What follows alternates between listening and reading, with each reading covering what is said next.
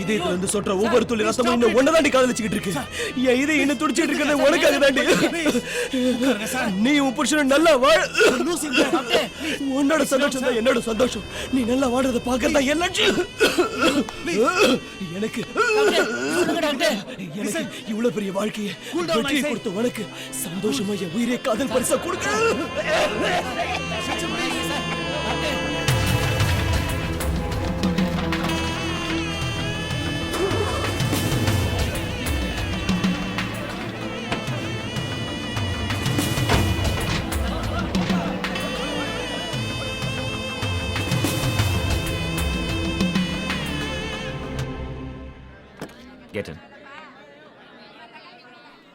என்ன பார்க்குற கீதா?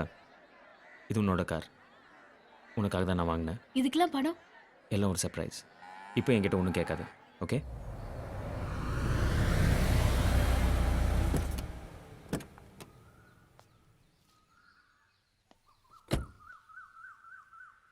என்ன பார்க்குற? இது உனக்காக நான் வாங்கின வீடு. என்ன சொல்றீங்க? போய் சொல்லலை, திருடல. முதல்ல வீடு எப்படி இருக்குன்னு போய் பாரு.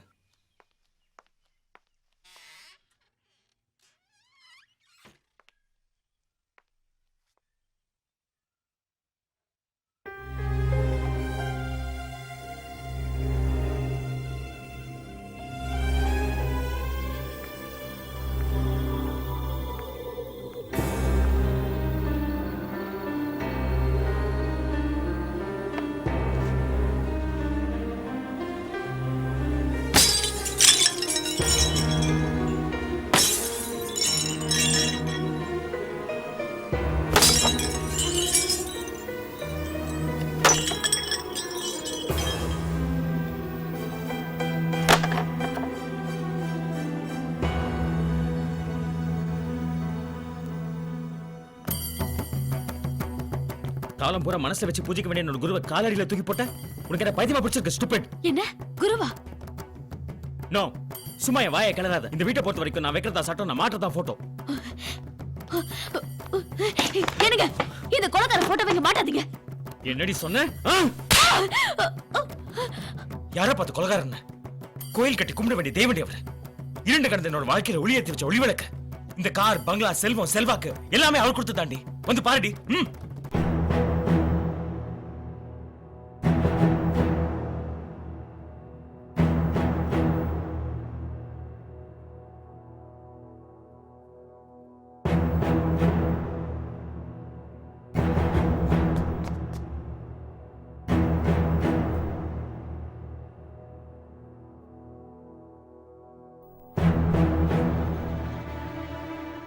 காதலிச்சது பொய்யா? நல்லா சொன்ன. அது வெறும் வார்த்தை இல்லடி. என் ரத்தத்தை கொதிக்க வைக்கிற தீ, என் பிராணனை வாங்கிட்டு இருக்கிற விஷ வாயு, என் இதயத்தை துண்டு துண்டு அறுத்து போட்ட கத்தி. காதலிச்சது பொய்யா? அது ஒரு வார்த்தை இல்லடி. உன்னை உயிருக்கு உயிரா நேசிச்சதுக்கு நீ கொடுத்த சன்மானம். என்ன சொன்ன? என்னை காதலிஸ்ட் வேற ஒருத்தனை கல்யாணம் பண்ணிட்டு போனதுக்காக பழி வாங்குற வக்கர புத்தி உள்ளவன. நீ என்னை விட்டு பிரிஞ்சு போனப்ப கூட நான் இவ்வளவு கஷ்டப்படலடி.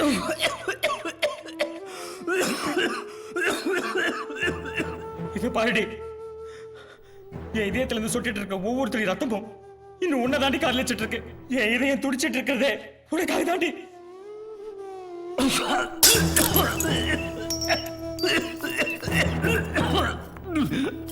ராஜீவ், ராஜீவ், உங்களுக்கு என்னாச்சு ராஜீவ்?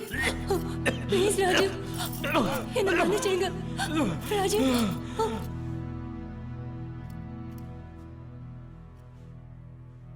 நீ நல்லா வாழணும். உன்னோட சந்தோஷம் தான் என்னோட சந்தோஷம். எனக்கு இவ்வளவு பெரிய வாழ்க்கையை வெற்றிய கொடுத்த உனக்கு சந்தோஷமா என்னோட உயிரிய காதல் பரிசா ராஜீவ், ப்ளீஸ் ராஜீவ், என்னை விட்டு போயிடாதீங்க Rajiv, please.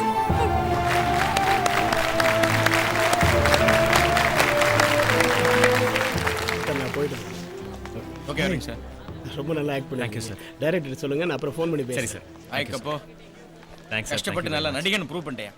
Thanks sir. Well done படத்து டைரக்டர் எங்க அவரு? ரொம்ப நல்லா ஆக்ட் Thank you, பண்ணிருக்கீங்க. sir. டைரக்டருக்கு என்னுடைய வாழ்த்துக்களை சொல்லுங்க. ஆமா சார். வரேன் சார். வணக்கம். வணக்கம் சார். முதல் படத்திலே ரொம்ப நல்லா நடிச்சிருக்க. Very good. நீ ஒரு பெரிய ஸ்டாரா வருவ. Thank you sir. எல்லா கிரெடிட்டும் எங்கள் டேரக்டருக்கு தான். ஒத்துக்கிட்டா சரி. இப்பெல்லாம் யார் புது முகங்களை போட்டு படம் எடுக்கிறாங்க? பெருவாரியான டைரக்டர்ஸ், ப்ரொடியூசர்ஸ் எல்லாம் ஹீரோ பின்னாடி தான் ஓடிட்டு இருக்காங்க. ஒரு படம்னா ஹீரோ யார் தெரியுமா? கதை. செகண்ட் ஹீரோ யார் தெரியுமா? டைரக்டர்.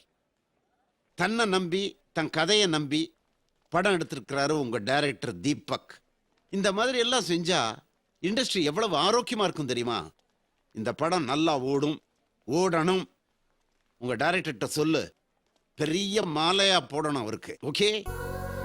சார் ரொம்ப பிரமாதமா பண்ணியிருக்காரு சார். கண்டிப்பா ஒரு பெரிய ஸ்டாரா வருவார். இவனை ஒரு ஸ்டார் ஆகிறதுக்குள்ள டைரக்டர் எவ்வளோ கஷ்டப்பட்டாரு தெரியுமா? இவனை ஹீரோவை போட்டதும் ப்ரொடியூசர் ஒதுங்கிட்டாரு. புதுமுகன்றதுனால ஃபைனான்சியர் அவனும் பணம் கொடுக்க மாட்டேன்ட்டானுங்க. எல்லாத்தையும் மீறி இவனை ஒரு ஹீரோ ஆகிட்டாரு தீபக்.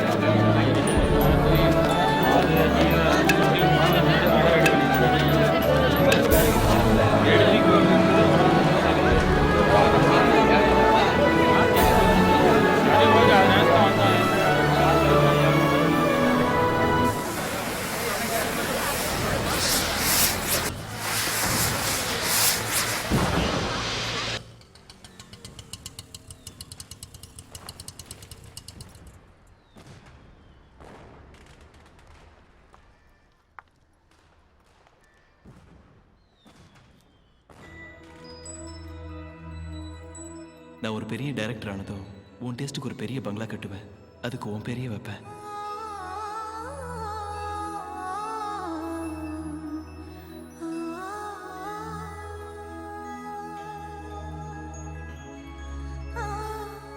எல்லாரும் கேட் பக்கத்துலயே வீடு கட்டுறாங்க. So stupid. எனக்கு பெரிய பெரிய லான் இருக்கணும். ரெண்டு பக்கமும் பியூட்டிஃபுல் ரோசஸ் இருக்கணும். I love roses.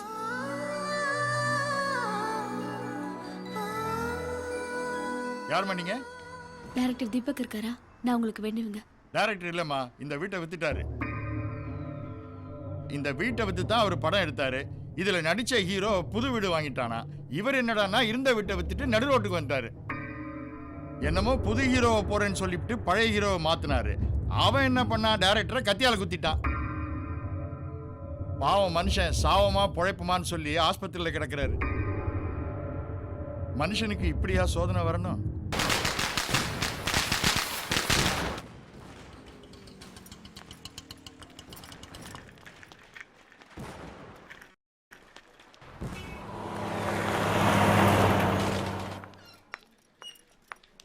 எங்க எனக்கு தெரியுதா? மறந்துட்டீங்கல்ல? குன்னூர்ல போஸ்ட் ஆஃபீஸில் போஸ்ட் பண்ண ஒர்க் பண்ண ஞாபகம் இருக்கா? உங்களுக்கு ஒரு போஸ்ட் வந்திருக்கு. நான் உங்களுக்கு செஞ்ச துரோகத்துக்காக கடந்த 4 வருஷமா கேன்சர் நோயால் அவஸ்தைப்பட்டுட்டு இருக்கம்மா. உங்க வீட்டுக்கு லெட்டர் கொடுக்க வந்தேன்னா உங்க அழகுல மயங்கினேன். லெட்டர் கொடுக்குற சாக்கில் ஒவ்வொரு முறையும் உங்களை பார்க்கறதுக்காக வருவேன்.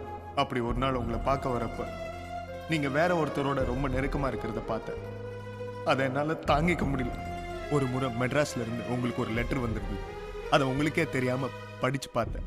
அப்பதான் தீபக்னு ஒருத்தர் உங்களை காதலிக்கிறது புரிஞ்சுக்கிட்டேன். என்னை தவிர உங்களை வேற யாரும் காதலிக்கிறது என்னால் ஏற்றுக்க முடியல. அதனால தான் தீபக் எழுதின எல்லா கடிதங்களையும் உங்களுக்கு தெரியாம நான் கிழிச்சு போட்டேன். அது மட்டும் இல்லை, நீங்க தீபக் எழுதின எல்லா கடிதங்களையும் உங்களுக்கு தெரியாம போஸ்ட் ஆஃபீஸ்ல இருந்து எடுத்து நான் கிழிச்சு போட்டேன். காதல் வந்து மனிதனை மேம்படுத்தும். ஆனா அந்த காதல் எனக்கு வரும்போது அதை நான் ரொம்ப கீழ்த்தரமாக்கிட்டேன். என்னை மன்னிச்சிருங்க. டாக்டர் எனக்கு கொடுத்த கெடு 2 நாளைக்கு முன்னாடியே முடிஞ்சு போச்சு. தீபக் உங்களுக்கு எழுதின எல்லா காதல் காவியத்தையும் உங்க காலடியில சமர்ப்பிக்கிறதுக்கு தான் இயற்கை என்னை விட்டு வச்சிருக்குன்னு நினைக்கிறேன்.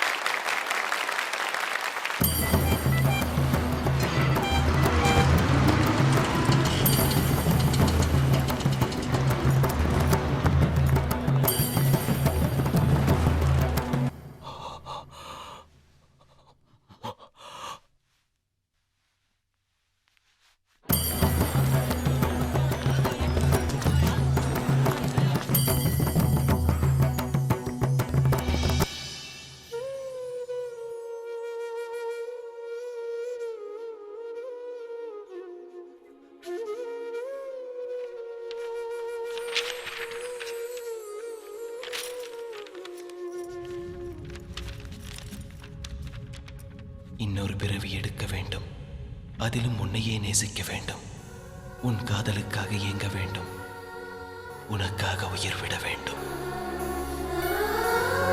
No. No.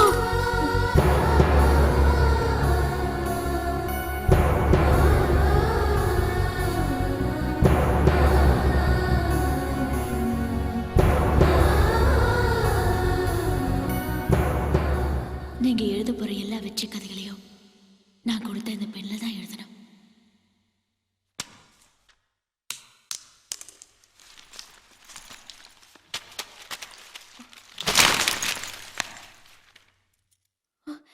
Deepak, Deepak, Deepak, Deepak, please Deepak, என்ன பாரு Deepak, no Deepak, please Deepak, no Deepak, என்ன பாரு தீபக், என்கிட்ட பேசு தீபக். ஐயோ Deepak, I'm very sorry Deepak, என்ன மன்னிச்சிடு, நான் உன்னை தப்பா புரிஞ்சுக்கிட்டேன். ப்ளீஸ் தீபக், என்ன மன்னிச்சிடு, நான் உன்னை தப்பா புரிஞ்சுக்கிட்டேன். I'm very sorry, Deepak. என்ன மன்னிச்சிடு. I'm sorry, Deepak.